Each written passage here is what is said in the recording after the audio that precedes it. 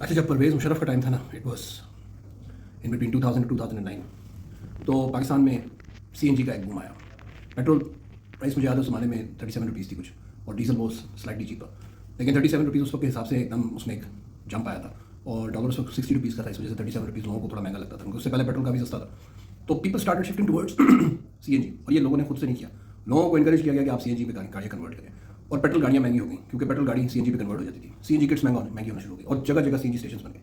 यानी मैं आपको बताऊं कि गुजरावाला से लाहौर के दरमियान लिटरली सीएनजी के बाजार बन गए। यानी नॉन स्टॉप आपको on either side of the road CNG station मिलते थे। इसी तरह पेशावर, रावलपिंडी, हर जगह सीएनजी की लंबी यानी स्टेशन ही स्टेशन थे। It was very cheap.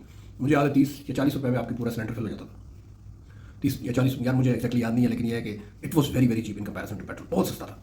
मुझे एक्जैक्ट प्राइस नहीं याद कि एक सिलेंडर कितने में फिल होता था, लेकिन ये इट वॉज वेरी चीप।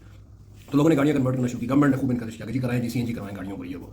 और फिर अचानक जब मुशर्रफ गया तो एकदम खबर उड़ी कि जी सीएनजी पाकिस्तान में शॉर्ट हो गई, गैस पाकिस्तान में शॉर्ट हो गई। क्यों? क्योंकि पता चला कि सारी आपने जो गैस थी ना, वो सारी सक कर ली और सीएनजी स्टेशन के जरिए गाड़ियों में डलवा दी। अब पाकिस्तान में गैस का क्राइसिस आ गया। गवर्नमेंट ने कहा जी अब 3 दिन सीएनजी होगी, 4 दिन नहीं होगी, और जोन्स बना दिए। इस जोन में इस दिन नागा होगा, इस जोन में इस दिन नागा होगा। तो एक क्राइसिस पैदा हो गया, हड़तालें शुरू हो गई। सीएनजी माफिया ने हड़तालें शुरू कर दी। और यार मुझे आपको बताऊँ, याद पड़ता है, जब मैं उस वक्त मैं फास्ट यूनिवर्सिटी में जॉब करता था। इट वॉज बैक इन 2011 या 12। तो I used to drive daily to मरी।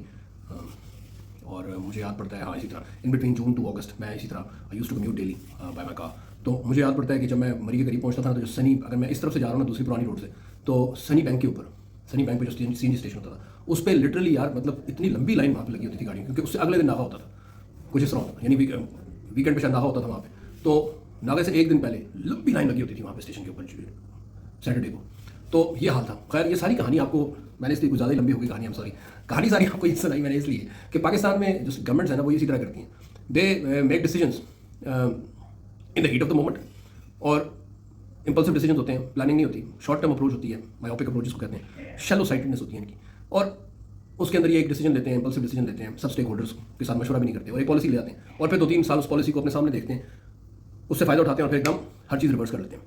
ये सीएनजी की मिसाल आपको मैंने इसी तरह दी। पाकिस्तान में नेचुरल गैस के रिसोर्सेज सफिशिएंट नहीं थे, लेकिन हमने सारे के सारे गाड़ियों के अंदर डलवा के, सीएनजी किट्स डलवा के, सीएनजी स्टेशन लगवा के सारी गैस हमने सक कर ली। आज हमारे मुल्क में गैस नहीं है।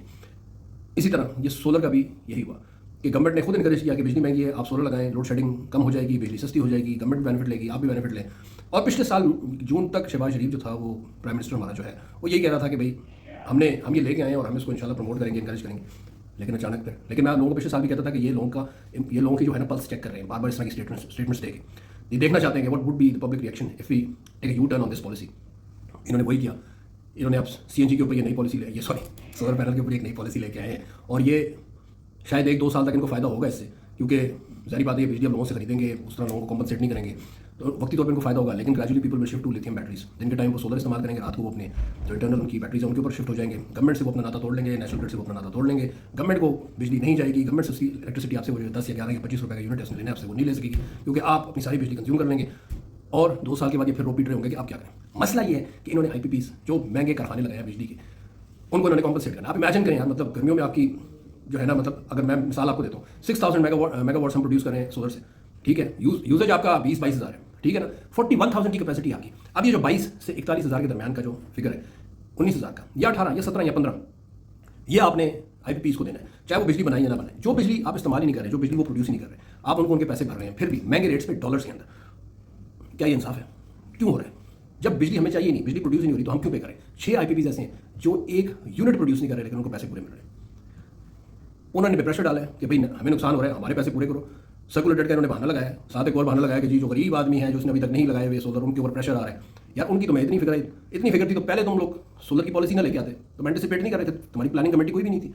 और फिर सारा अब इल्ज़ाम लगा रहे हैं कि जी वो उनके ऊपर प्रेशर आ रहा है, इसलिए हमें जो है रेट्स जो है उनको अब रीएडजस्ट करना पड़ेगा, क्योंकि गरीब आदमी के ऊपर बड़ा प्रेशर आ रहा है। गरीब आदमी का प्रेशर नहीं है, प्रेशर आपके ऊपर आईपीपीज का है। आपने उनको 2031 तक उनकी महंगी बिजली जो वो बनाई या ना बनाए, उसके पैसे भरने हैं, डॉलर्स में भरने हैं, और उसका पैसा सारा आपने निकाल के आवाम से निकालना है, मेरे और आपसे निकालना है, और फिर पैसा उनको देना है। क्योंकि प्लानिंग इनकी गलत थी, एफिशिएंसी इनकी नहीं थी, लेकिन सज़ा हमें मिलेगी। मेरे पास एक बंदा काम करता है ना, वो 6 महीने परफॉर्म नहीं करता, मैं उसको फारिग कर देता हूँ। 1 वार्निंग 2 वार्निंग उसका फारिग करता हूँ। यहाँ मुल्क के साथ, मुल्क के रिसोर्सेज के साथ खिलवाड़ होता है, एक दफ़ा नहीं, बार बार होता है, और उन्हीं लोगों से होता है जो बार बार करते आ रहे हैं। लेकिन nobody cares, because they are not accountable, they are not answerable to anybody. इसलिए के ऊपर सारे के सारे मिले हुए हैं, सबके दामन नापाक हैं। वो कहते हैं ना कि मुहावरा है कि जब बांदरी के पैर जलते हैं ना, तो वो अपने बच्चे नीचे रख लेती है, एक मुहावरा है। तो बच्चों के ऊपर खड़ी हो जाती है, बच्चे नीचे करके बच्चों के ऊपर खड़ी हो जाती है कि पैर ना जलें। तो इन्होंने हमारे साथ वो किए, हमें नीचे करके हमारे ऊपर खड़े हो गए और कह रहे हैं हमने मुल्क की वफाद में किया और मुल्क की वफाद में ही करेंगे आगे भी। क्या ज़मानत है कि अब जो पॉलिसी बनी है आगे चलेगी, कितना अर्सा चलेगी? अगर आप अपने लोगों के साथ लॉयल नहीं, अगर आप अपने लोगों के साथ किए हुए वादे पूरे नहीं करते, तो how would you convince the foreign investor to come to Pakistan and invest billions of dollars? Tell me that. Thank you.